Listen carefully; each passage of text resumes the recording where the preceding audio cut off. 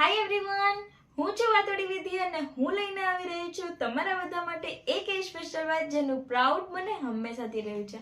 હા મિત્રો, હું વાત કરી રહી છું મારા જીવનના પ્રેરણા સ્ત્રોતની, એટલે કે ભગવાન બિરસા મુંડાની. ભગવાન બિરસા મુંડાની હાલમાં 150મી જન્મ જયંતિ મનાવવામાં આવી હતી. આ દિવસને જનજાગૃતિ દિવસ તરીકે પણ ઓળખવામાં આવે છે. ભગવાન બિરસા મુંડાનો જન્મ 15 નવેમ્બર 1875ના રોજ ઝારખંડના ઉલીહાટી ગામમાં થયો હતો. એમની માતાનું નામ કરમીહાટી અને પિતાનું નામ સુગના મુંડા હતું. બ્રિટિશ સરકાર દ્વારા ભારતીય વન અધિનિયમ 1882 લાગુ થતા આદિવાસીઓ એમની જમીન અને વન સંસાધનોથી વંચિત થયા હતા.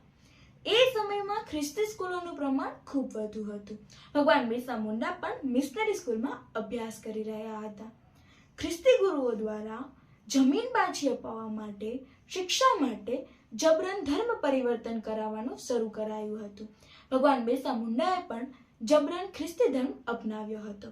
પરંતુ થોડા જ સમયમાં એમને પોતાની સાચી ઓળખ અને આદિવાસી સંસ્કૃતિ, આદિવાસી સભ્યતા ખોવાઈ રહી છે એ વાતનું ભાન થઈ ગયું હતું અને એટલે જ એમણે જબરન અપનાવેલ ખ્રિસ્તી ધર્મ છોડી દીધો હતો.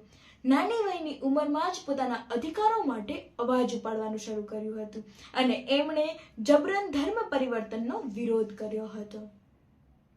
ગાંધીજી વીર ભગતસિંહથી પણ પહેલા 1895માં ભગવાન બિરસા મુંડાએ અંગ્રેજો ખિલાફ જળ, જમીન અને જંગલો માટે ઉલગુલાન આંદોલન શરૂ કર્યું હતું. ઉલગુલાનનો મતલબ જ મહાવિદ્રોહ થાય છે.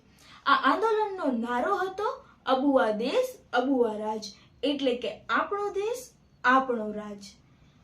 ભગવાન બિરસા મુંડાએ અંગ્રેજોના બંદૂક બારૂદ સામે પોતાના તીર કામઠાઓથી અંગ્રેજોને ધૂળ ચટાવતા કરી દીધા હતા અને ત્યારથી જ ભગવાન બિરસા મુંડાને ધરતી આબા એટલે કે ધરતી પિતા તરીકે ઓળખવામાં આવે છે.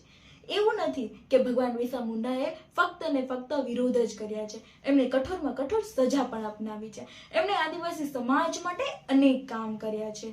આદિવાસીઓની અંધશ્રદ્ધા, આદિવાસીઓની અજ્ઞાનતા જેવા વિષયો પર કામ કર્યું છે. એને દૂર કરવાનો પ્રયાસ કર્યો છે.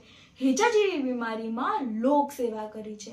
આદિવાસી સમાજમાં ભગવાન બિરસા મુંડાને ભગવાન તરીકે પૂજવામાં આવે છે, કારણ કે ભગવાન બિરસા મુંડાએ પોતાનું આખું જીવન લોક સમર્પિત કર્યું છે.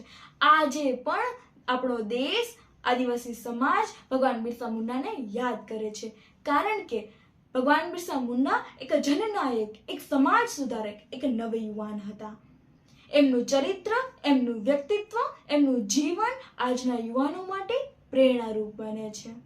25 વર્ષની ઉંમરમાં એમણે મેળવેલી સફળતા દેશને દોષી ઠેરાવતા બેરોજગારો પર પ્રશ્નાર્થ કરે છે. નશા, ડ્રગ્સ અને સોશિયલ મીડિયા એડિક્ટેડ યુવાઓનો પર ટકોર કરે છે. બિરસા મુંડા, ભગવાન બિરસા મુંડા આજે એક વિચારધારા છે અને એટલે જ એ અમર છે. મારી વાત પર એકવાર વિચાર કરજો. ફરી મળીશું, ત્યાં સુધી જય હિન્દ, જય જવાહર.